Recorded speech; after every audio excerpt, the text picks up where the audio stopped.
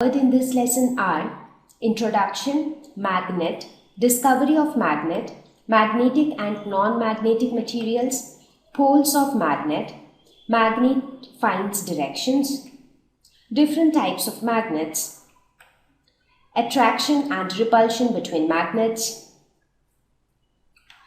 So, before we have fun with magnets, you might be interested or curious to know what a magnet is. Now, have you ever noticed that sometimes if you bring objects like nails or any other objects made up of iron especially, when you try to bring them near an object, what happens? They try to stick to that object. They get attracted towards that object.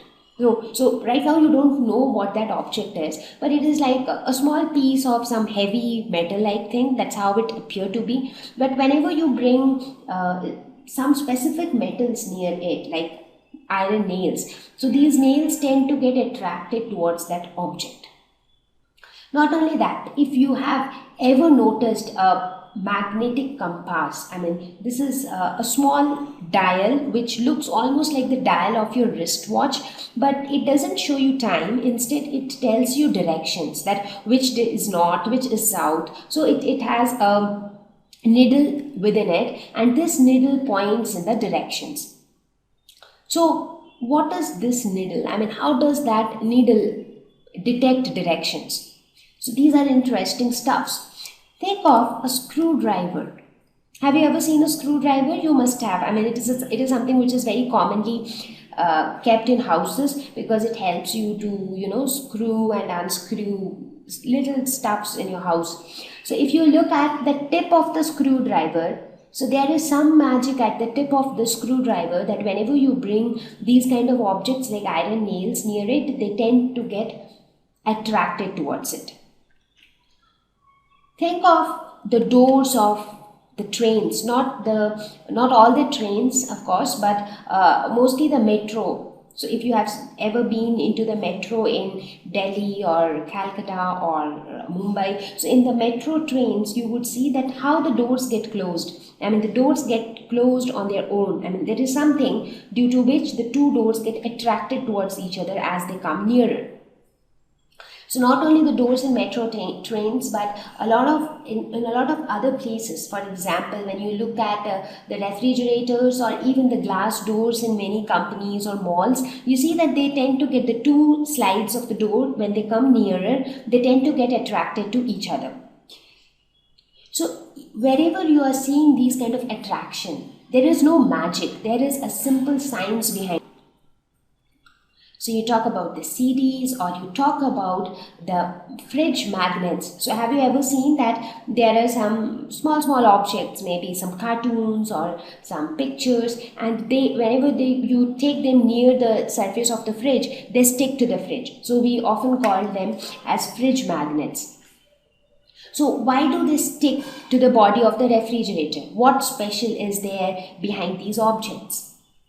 So in each of these examples, you see that there is some object which is trying to attract some certain objects. So this object which has this property of, kind of attracting certain materials, this object is a magnet. And magnet is widely used in various applications. For example, you look at various electrical devices, whether you talk about the generators, the motors. So you see that magnet play a very important role inside them. So we will not get into that detail, but here in this lesson, I'll just introduce magnet, what a magnet is, what are the basic properties of a magnet. So we will just have a very brief introduction of magnet. So what is a magnet? It is an object that exhibits a property to attract certain materials towards itself. Now please make a note of it that it can attract only certain materials and not all. So please do not think that if you have a magnet, you can attract anything, and a human being will not get attracted towards the magnet, or a piece of paper will not get attracted towards the magnet. So there are certain specific materials which only get attracted towards a magnet. But why the magnet attracts those specific materials and what are those specific materials? So we will learn about them gradually, step by step. So the best example of magnet that you can think of is the fridge magnet. So maybe if any one of you have never seen a magnet, so I think this would be the most easily available magnet. So even if you don't have it in your home, so you can just go to any shop and you can ask for a fridge magnet, and then you will see that it's like any picture or statue or something, and behind it there is a small magnet. So as you bring it near the refrigerator, it sticks to the refrigerator. So again, why it sticks to the refrigerator? Because the body of the refrigerator is made up of iron. So again, as I said, there are only certain materials which get Similarly, if you have a screwdriver in your home, then just have observe the tip of the screwdriver. Now, let me ask you something. Why do we use screwdriver? So, mostly when you want to say screw up something, maybe screw up in the sense when you want to fit a screw into something to fit two different parts of any object, or when you want to separate the two parts, then sometimes you want to unscrew it. So what happens is, even these kind of nails, so these are also made up of iron. So these materials get attracted towards this tip of the screwdriver, so that helps the screwdriver to do its job. So here also you see that the tip it is actually a magnetic tip. So there is a small magnet at the tip of the screwdriver. So just try it out yourself. Just try to bring some iron nails near the tip of a screwdriver, and you will see that the nails tend to get attracted towards it. So these are some very common examples of magnets. So just try to observe them and try to see this beautiful property of magnet. So this will help you to understand what a magnet is. Who discovered that okay, certain objects have this property that they can attract some other objects. Now there are a lot of stories which are normally heard with regards to the discovery of magnets. So the most common story which is heard is that of a shepherd named Magnus. So he was a shepherd whose name was Magnus, and he, as usual, as part of his daily routine, he used to take his sheep for grazing in the field. And one fine day, something different happened. He discovered a mysterious stone. And what was the mystery behind that stone? He found that there was a stone that attracted his stick. So he had a stick, like normally you would have seen that the shepherd have a stick to when they take their animals for grazing, right? So he found that his stick got attracted to a stone. In fact, it stuck to that stone, and it was kind of difficult for him to bring his stick back. So he was thinking, why does it happen? Why did it happen only with that particular piece of stone and not with all the other stones in that area? So actually the reason was that his stick had a small piece of iron attached at one end. Now due to the presence of iron, now iron falls under the category of those materials which are attracted by a magnet. Now this stone was nothing but a magnet. So something like this. So there exist natural magnets in nature. That is, certain stones, certain rocks have a property that they can attract certain materials. So they are nothing but magnets. So this is how the first natural magnet was discovered, and after the name of this shepherd, it was called magnet. So that is one story with regards to the discovery of natural magnets. Now there is another story which says that there was a place named Magnesia in Asia Minor. So this was the place called Magnesia. So it was seen that in Magnesia many such magical stones or rocks were found which has the property of attracting certain materials. So since a lot of magical stones or a lot of magnets were found in this region, so the name magnet was given after the name of this place. So the name of the place was Magnesia, and that is why the word magnet was given to these special type of magical stones or rocks. So this is how magnet was discovered. So it basically, nobody created magnet for the first time. Magnet was something which already existed in nature. So these were certain objects which had this property within them, that they could attract certain specific materials.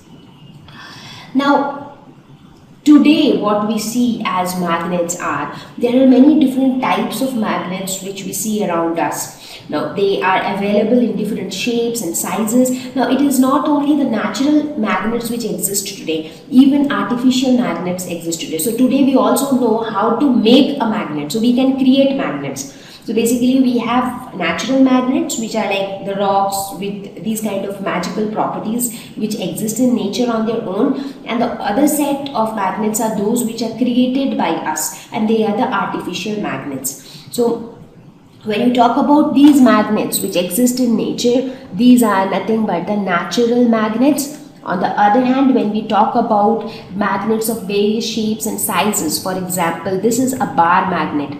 So it is like a kind of rectangular bar. We also have magnets in the shape of a U, so which is also called a horseshoe magnet. Now, since we are able to, kind of manufacture, or we can make magnets, so now we can do that in various shapes. So we also have magnets in the shape of cylinders, so these are called cylindrical magnets. We also have magnets which have balls at their ends. So it is like a rod in between and then two balls at two ends. So these are termed as the ball-ended magnet. So this is a ball-ended magnet. So you see, variety of magnets are being created. So these all fall under the category of artificial magnets. So we have some natural magnets and we also have some artificial magnets. So these artificial magnets are normally created from iron, and since it is artificially created, they come in many shapes and they are used for different purpose. So depending upon the application where we want to make use of this magnet, we decide which type of magnet need to be used. So now the question that might be bothering you is, why is it that a magnet attracts only certain materials and not all? And why should I believe that the magnet attracts only certain materials? So okay, you don't need to believe anything that I am telling you. So what you can do is, you can try these out yourself. So take a magnet, bring iron nails in front of it. What will you see? Whether the magnet attracts it or not. You'll see that the magnet attracts it. Now you try this process with various other objects. Now not only iron nails, you take a paper mug, you can take a plastic bottle, you can take a copper coin, a piece of paper, a glass, a plastic, anything. You just collect a couple of things around you, whichever is present in your house, and you just find out a magnet. Now, whether you take a fridge magnet or you take any other piece of magnet which you have handy. So take that magnet and just try experimenting with various different types of objects and note down your observations. What will you find? You'll see that some of them sticks to the magnet, some of them get attracted by the magnet while others do not. So let's see here. So you would see that not all materials are attracted by the magnet. So as you can see on the screen, most of the materials which contained iron, like the nails or the screws, they got attracted towards the magnet. Whereas the pencil, orange, a ball, a plastic toy, all of these were like unperturbed. They were neither attracted nor repelled by the magnet. So they remained as it is. So when you try this out yourself, you will see that it is not every material which is getting attracted by the magnet. So depending upon whether a material will get attracted or not, all the materials are classified into two categories: magnetic materials and non-magnetic materials. So magnetic materials are those which get attracted towards a magnet. So examples of magnetic materials could be anything that is made up of metals like iron, cobalt, nickel. So these kind of materials, they fall under the category of magnetic materials. Whereas the other materials which are not attracted towards a magnet, for example, maybe paper, plastic, so any other objects, for example, if you think of plastic objects like the coins which you use while playing chess, paper bits, glass. So all of these, when you bring them near a magnet, they do not get attracted towards a magnet. So these all fall under the category of non-magnetic materials. A magnet. So there are certain things which are very important in terms of structure of a magnet. So in order to understand which part of the magnet is like more strong, which part of the magnet attracts the most, what you can do is take a bar magnet, place it on a sheet of paper, sprinkle some iron filings on that sheet of paper. Okay. After some time, just try to observe the pattern that is formed. So you will see that the iron filings will get, they will get arranged, they will arrange themselves in a pattern like this. So what do you see? You see that huge amount of iron filings are stuck to the two ends of the magnet. So as compared to the middle part of the magnet, the ends have huge amount of iron filings. So here you see the concentration of iron filings are more at the two ends. So is this a magic? Why did the iron filings arrange themselves in this specific pattern? So this tells us something very, very important. So this tells us that any magnet, this magnet especially, the bar magnet, has two poles, and towards the poles more attraction is taking place. Now the question is, what do these poles indicate? So basically these poles indicate directions. Now this might be confusing you all the more, that how come the poles of a magnet which just attracts certain materials like iron, nickel and cobalt, how can they tell us about directions? So that sounds surprising, but now we will see how magnet finds direction. So here again I'll tell you a small story. Like, in the long time ago, there was an emperor in China. So this emperor, he had a statue of a lady in his chariot. So in his chariot, there was a statue like this. And then in that statue, the lady always had an extended arm. And her extended arm always pointed towards the south direction. So you see, this was the extended arm, and this extended arm always pointed towards the south direction. Now it doesn't matter whichever direction the chariot is moving, but the lady will rotate and it will always correctly point towards the south direction. So basically that statue of lady acted as a direction finder for the emperor, and that's how he used to locate places. Now that sounds quite interesting, right? That how come the lady was able to rotate and always align her extended arm towards the south direction. So from here started the concept that the poles of a magnet tells us direction. So in fact, because of this property of magnets were widely used to find directions or to tell directions, especially in ships which used to sail over long distances in the ocean, because it is all the more difficult to find directions in ocean. So for navigation purposes, magnets were widely used.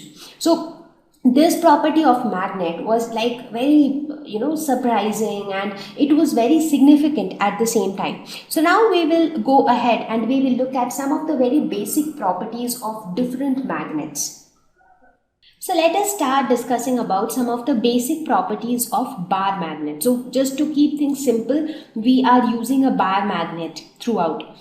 Now it has been observed that if you take a bar magnet, tie it to a thread, and then if you suspend it freely from a stand like this, so you have a stand, you suspend a bar magnet through a thread, and what do you observe? You will observe that the bar magnet always aligns itself in the north-south direction when suspended freely. So this is something very interesting. So it doesn't matter even if you rotate it in some other haphazard direction, but after some time it will align itself in the north-south direction. So therefore, looking at the orientation of the bar magnet, you can decide which is north, which is south, which is east, and which is west. So that ways, you get to understand the various directions. right? So that's how a magnet acts as something which helps us to find directions. Now, just for your own for your own confirmation, if you try doing the same thing with other objects like maybe a plastic comb or a wooden slab, what do you observe? You observe that they align in different orientations every time. So it is not necessary that they will align in the north south direction. So that proves that it is an exclusive property of magnets. Now, it doesn't happen with every other object, so only magnets have this property. So when you look at different magnets, like in bar magnet, I said that the two extreme corners of the bar magnets are the two poles of it. Like one is north pole, the other one is the south pole. Now, what about the magnets of other shapes? For example, we had a U-shaped magnet. So what about the north pole and south pole of this magnet? So one side will be north, the other side would be south. Similarly, when you think of a cylindrical magnet, so in this case, this face can be north, the other face can be south, or this side can be north, the other side can be south. So that's how different magnets are designed. When you think of a ball-ended magnet, again, one ball would be north, the other ball would be south. Now, how do you prove that, okay, these are the two poles? Now, you can perform the same experiment like how we performed with the iron filings with a bar magnet. So you will see that more iron filings get attracted towards the two ends, which show that the two ends are the two poles. So that's how in different types of magnets you will have poles located at different parts. Now we will talk about something very interesting, that is magnetic compass. As I said, magnet is a property because of which it can tell us direction. So using this property of magnet, an instrument is designed which is called a magnetic compass. So this instrument indicates direction, and it is a very simple instrument. I mean, it is not a very complicated or a huge device, a very small device. It looks like the dial of a wristwatch. It is just that here, like in wristwatch, it tells you the time, and here it will tell you the directions. As you can see, this is north, south, east, west. Now inside you have a needle like this, and then this needle will actually tell you the direction. So this needle is placed inside the dial in such a way that it is pivoted inside. Pivoted inside means it is like at the center it is fixed, but it can freely rotate otherwise, like the hands of the clock, maybe you can say. So it's like pivoted at the center and it can rotate freely. And if you look at the dial of the compass, you see that it has directions marked over it: north, northeast, east, southeast, south, and so on. So this entire compass is like a small box with a glass cover. So you can very well relate it to how the dial of your wristwatch looks like. Now, whenever this needle is at rest, it points in the north-south direction. So whenever you keep it at rest, it will always, like, it's the same concept of bar magnet. So the needle is a magnetic needle. So it is a magnet. So the magnet, when left to itself, will align in north-south direction. So it will remain like this. But when you take this magnetic compass near another magnet, what happens? The needle deflects. Why it deflects? Because the needle is magnet and this is also a magnet. So the two magnets, they experience attraction between them, attraction or repulsion, whatever. And because of that, the needle tends to deflect. Also, how do you know which side is north and which side is south? That is why in most of the needles, one side would be red, the other side would be blue, just to distinguish the north from the south pole. So this is how a magnetic compass works. So I hope that with this description of magnetic compass, you would have understood that how the property of magnet, that it can determine directions, turn out to be very useful. Talking about magnets, their properties. Now, I said that we have two categories of magnet: natural magnets and artificial magnet. So the moment we talk about artificial magnet, we are actually saying that we can create magnets, we can make magnets. Now the question is, can we magnetize an iron bar? So let's say we have a bar which is made up of iron, but it doesn't have the magnetic properties. But can we make it a magnet? Yes, we can. And how do we do that? That's another interesting thing. So let's say that this is an iron bar. Now currently it is not a magnet, that is, it doesn't attract the iron nails or any other magnetic material, but I want it to become a magnet. So what do? So for this I take another bar magnet. So this is a magnet with a distinct north and south pole. What we do is, now there are many ways of magnetizing an object. So one way is, and this happens by touch. So we call this as touch. So it can happen. So one way is single touch. So let us first talk about single touch. So let's say you take another bar magnet, and then let's say you take the north pole of this bar magnet. So, I mean either of the poles. And then you start rubbing it from the center towards one end, and you repeat it for multiple times. So what are you doing here? The north pole is being rubbed from center towards this end of the magnet, and you actually did it a lot of times, sometimes few hundreds times you do this. And then what you do is you take the south pole of the magnet and then you rub it on the other direction a couple of times. So that is called single touch. Single touch means you need a single bar magnet, and first you rub the north pole from center to one end, then you rub the south pole from center to the other end, and that's how you magnetize the two ends. So by this rubbing, this end gets magnetized to become north pole and this end becomes magnetized to become south pole, and that's how this iron bar becomes a magnet. So that is the concept of single touch, where you need a single bar magnet to magnetize this iron bar. The next concept could be a double touch. So in double touch, what we do is, instead of taking one bar magnet, we take two bar magnets and we do this process simultaneously. So north pole of one bar magnet is like rubbed towards this end, south pole of the other bar magnet is rubbed towards this end, and these two things happen simultaneously. So this is called a double touch. So these are few different ways by which we can magnetize an iron bar. Now we need to make sure that the magnet which you are using, the bar magnet, it has to be quite a strong magnet. So this is how, so this is interesting, right? And that is, now this gives you an idea that how are we able to create artificial magnets, because we can magnetize iron bars. First property of a bar magnet. So the next property is north or south pole cannot be isolated. This is a very interesting property. So let's say you have a magnet. Now as I said that a bar magnet will have a north pole and a south pole, and the two poles are located at two extreme ends. Now what do you think would happen if we break the magnet in from between? So if you break the magnet maybe with a hammer or something, however by some process, let's say you have broken the magnet into two pieces. So do you think that this magnet, one piece will have the north pole, the other piece will have the south pole?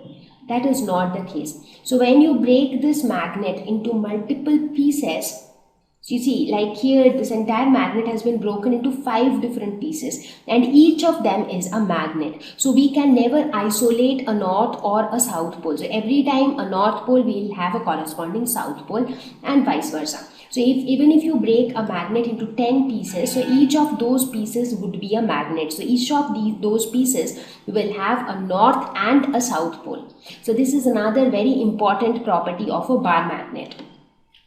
The third property is like poles repel and unlike poles attract. So if you bring two magnets near each other, so if the unlike poles, unlike means different poles, so that means maybe south pole of one and the north pole of another, if they face each other, they tend to attract each other, so they tend to come near each other. Whereas if the opposite, if the same poles, that is the like poles, are near, then they tend to repel each other, so they tend to go away from each other.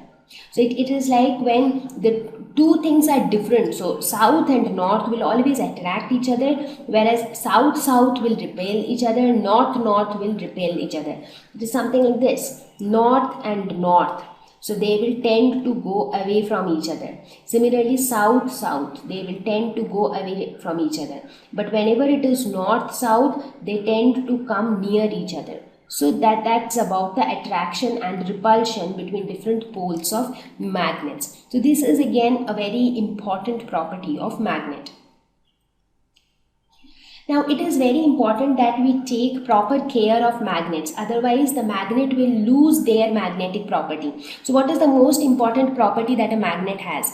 The most important property is the ability to attract the magnetic materials. Now, if we do not take care of it, the magnet will lose that special property. So it will no more be called as a magnet. So some of the important things are, they should be stored properly, because if they are not stored properly, if they are exposed to very high temperature or pressure or any such conditions, they might lose their magnetic property. Do not heat a magnet, because again, when you heat it to a very high temperature, it kind of distorts the alignment of the structural, it destroys the structural alignment of the magnet, and that's how it loses its properties. Do not hammer a magnet, because hammering a magnet again makes it lose its special properties. So now the question, when we talk about the fact that they should be stored properly, so how do we store magnets? What do we mean by proper storage of magnets? So when we talk about storing magnets, the first thing is they should be stored at room temperature, because as I said, at high temperature, magnets tend to become weaker. Store in a dry place, because magnets are made up of substances like iron. So when iron is exposed to water, sometimes it causes corrosion. So to prevent these kind of reactions, they should be always stored in dry place. Bar magnets to be kept in pairs with unlike poles on same side. Now this is important. Now as you can see here, let's say these are two bar magnets. So they should be placed in such a way that the unlike poles like north and south, they are like together. Now why is it so? Because it has been observed that if the free ends or the free poles of the magnets are left just like that, so that reduces the magnetic property of that magnet. So if you just leave a single bar magnet just like that for a long time, so their free ends, that is their free poles, will tend to lose the magnetic properties. Now the magnets will become weaker with time due to the free poles at the end. So to prevent this from happening, bar magnets are always stored in this fashion. Horseshoe magnet to be kept with a piece of iron across the poles. So you see, in this case, you really do not have two separate poles. So on one side you have north and on the other side you have south. So you take a piece of iron and you kind of connect the two poles, so that the free ends are not there. So that's why horseshoe magnets are stored in this way. Keep magnets away from cassettes, mobiles, television, music systems, CDs and computers, so that their magnetic properties are retained. So with this, we have reached towards the end of this lesson. So let us quickly look at some of the questions. Fill in the blanks in the following. Artificial magnets are made in different shapes, such as dash and dash. So some of the examples of artificial magnets are bar magnets, horseshoe magnets, cylindrical magnets. The materials which are attracted towards a magnet are called magnetic materials. For example, iron, cobalt, nickel, these are all examples of magnetic materials. Paper is not a dash material. So do you think that paper gets attracted by the magnet? No. So paper is not a magnetic material. In olden days, sailors used to find direction by suspending a piece of dash. What? Magnet, because magnet has a property that it always aligns in the north-south direction. So that can help the sailors to find direction. A magnet always has dash poles. How many poles are present in a magnet? 2, that is North Pole and South Pole. Question number 2. State whether the following statements are true or false. A cylindrical magnet has only one pole. That is false, because every magnet has to have 2 poles. Artificial magnets were discovered in Greece. That is again false, because in Greece the first natural magnets were discovered. So I was talking about the place Magnesia, so that's in Greece. I was also talking about the story of Shepherd Magnus, so that's also happened in Greece. So natural magnets were discovered in Greece and not the artificial ones. Similar poles of a magnet repel each other. Yes, that's true, and unlike poles attract each other. Maximum iron filings stick in the middle of a bar magnet when it is brought near them. That is false, because maximum iron filings are seen towards the end of the magnet. That is where the poles of the magnet are located. Bar magnets always point towards north-south direction. Yes, that's absolutely true, and that is why they are used as in navigations. A compass can be used to find east-west direction at any place. So that's again true, because the compass will always align in the, if it is just left to itself, it will align in the north-south direction. So if you know north, you will be able to find east. So when you know the north direction, so towards the left hand side you will have west, and towards the right hand side you will have east. So that's how you can find out east-west direction. Rubber is a magnetic material. That's false, because rubber doesn't get attracted by a magnet. Question number 3. It was observed that a pencil sharpener gets attracted by both the poles of a magnet, although its body is made of plastic. Name a material that might have been used to make some part of it.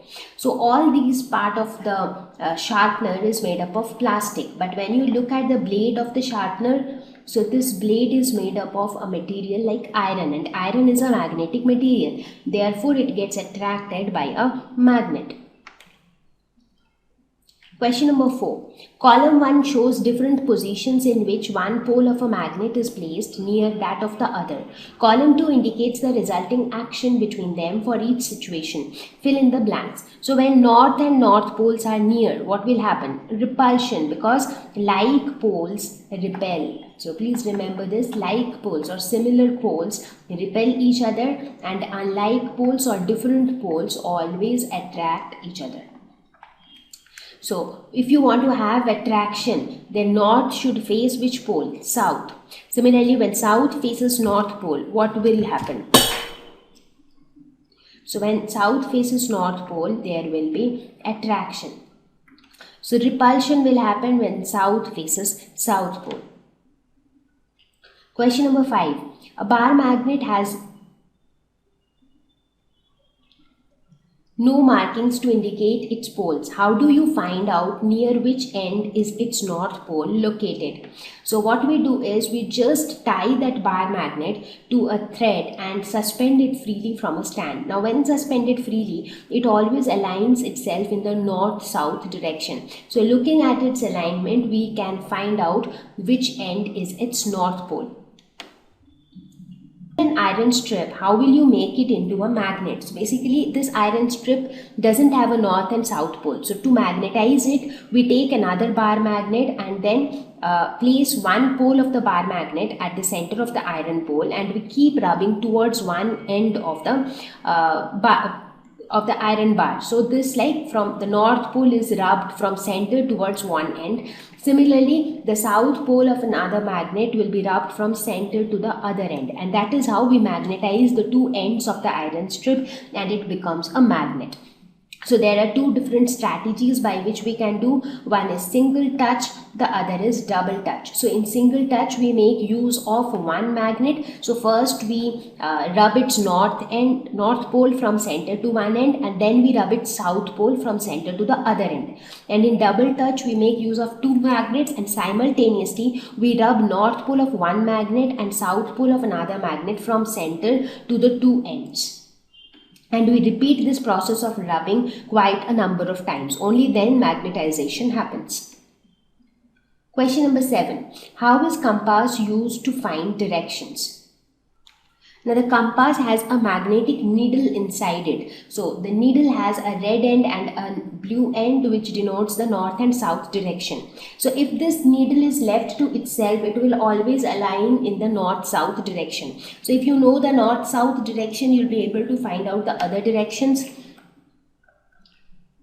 right? And whenever you bring it near any other magnet, the needle tends to deflect. That is because of the attraction experienced by the other magnet. So basically the alignment of the magnetic needle helps the compass to show directions.